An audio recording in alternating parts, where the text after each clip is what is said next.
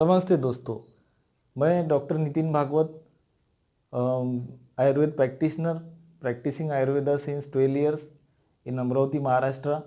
आप सभी का मेरे यूट्यूब चैनल पे स्वागत करता हूँ। और आज हम एक बहुत ही इंटरेस्टिंग टॉपिक के ऊपर बात करने वाले हैं। और एक हमारे पेशेंट थे, उनकी मैं आपके साथ में केस हिस्ट्री डिस्कस करने वाला हूँ। तो उनका जो केस था वो था मूत्राशमरी का, मतलब यूरिनरी स्टोन का या फिर पथरी का। ये एक केस मेरे पास में इंटरेस्टिंग आई थी, उसके बारे में आज हम डिटेल में जानेंगे। पथरी क्यों होती है, कैसी होती है, उसका क्या संबंध रहता है, क्या ट्रीटमेंट रहता है, इसके बारे में आज हम सब लोग जानने वाले हैं। और ये केस की खासियत ऐसी है कि इनकी पथरी सिर्फ 7 दिन में बाहर आ गई थी। और इसके वजह से इनको काफ़ी बहुत अच्छा रिज़ल्ट मिल गया था आयुर्वेद से। और ये एक इंटरेस्टिंग केस है, तो आप इसको आखिरी तक देखेंगे। मैं आखिरी में इसका सब ट्रीटमेंट आपको बताने वाला हूँ। तो दोस्तों, ये 2019 फरवरी में मेरे पास में एक सर आए थे। उनका एज था 51 ईयर्स और उनके सिम्टम्स ऐसे थे कि उनको पीठ में ऐसे ये साइड में दर्द होता था और यूरिन में उनको जलन होती थी। यूरिन करते समय दर्द होता था, जैसे कि ये कॉमनली पथरी के लोगों को रहता है, ऐसे ही उनको दर्द था। प्लस उसके साथ में उनको था कब्ज, मतलब कॉन्स्टिपेशन, और था गैसेस का भी प्रॉब्लम। तो ये सिम्टम वो मेरे पास में लेके आए थे।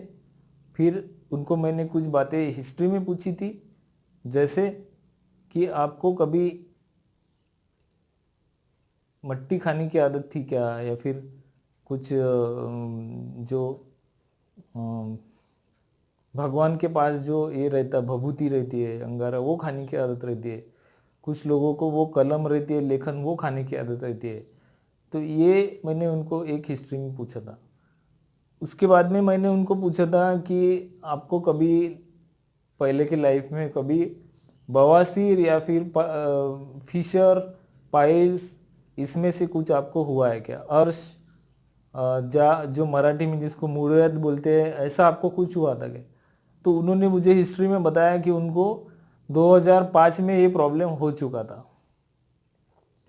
तो दोस्तों, ये मैंने उनकी एक हिस्ट्री में एक पॉइंट लिया था कि 2005 में उनको बवासीर का प्रॉब्लम हो चुका है।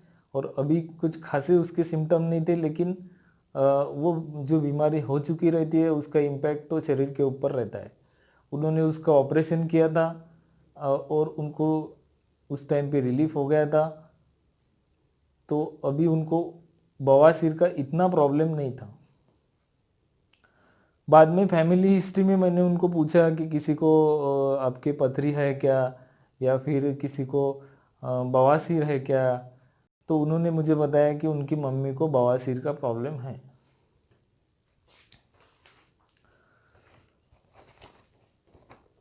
बाद में उनको कॉन्स्टिपेशन तो था ही, और लेटरिन भी हार्ड होती थी, प्रेशर दे के लेटरिन करना पड़ता था, और गैसेस का भी प्रॉब्लम था।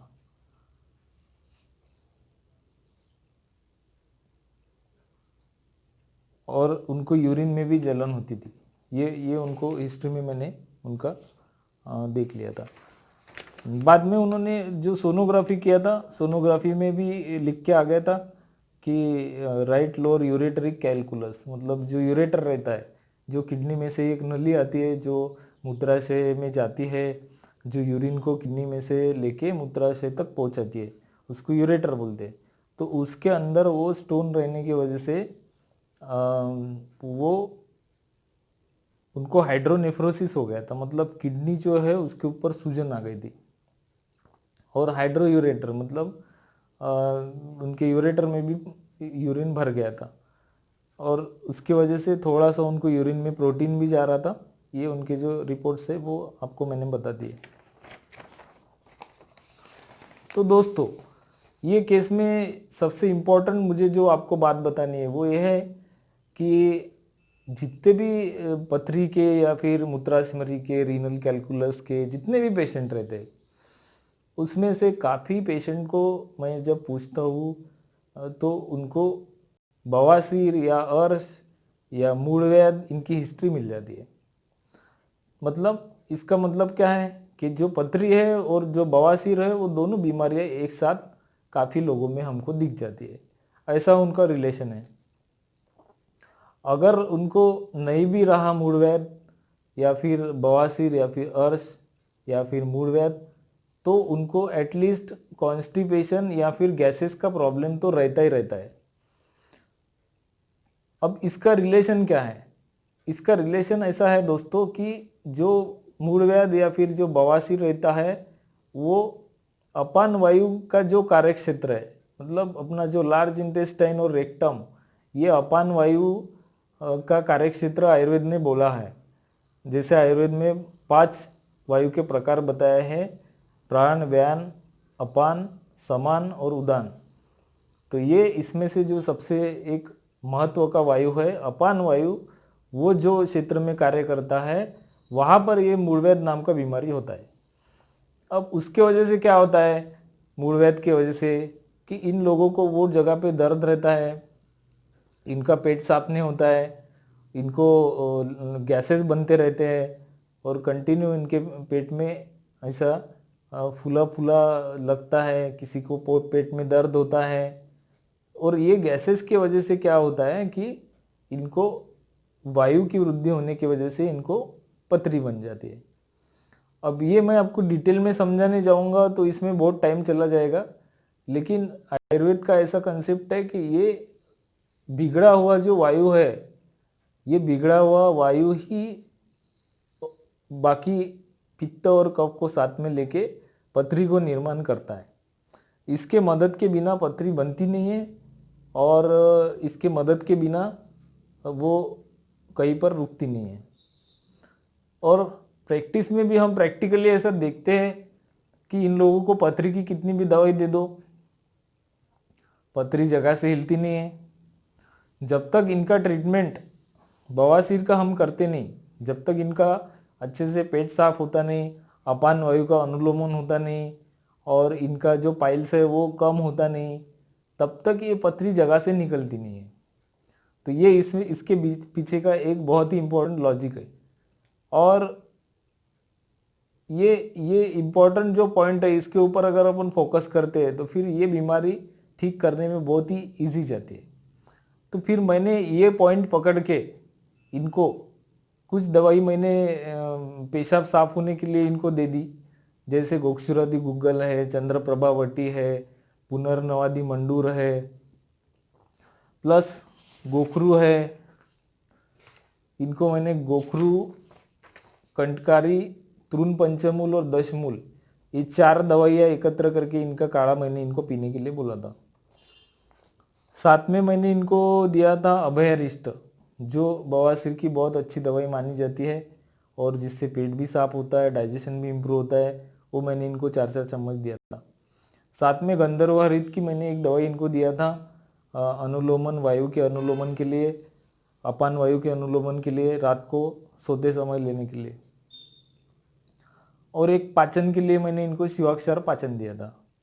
तो दोस्तों ये इतनी दवाई से इनका ऐसा मिरेकल हो गया कि 7 दिन में इनकी पथरी बाहर निकल गई।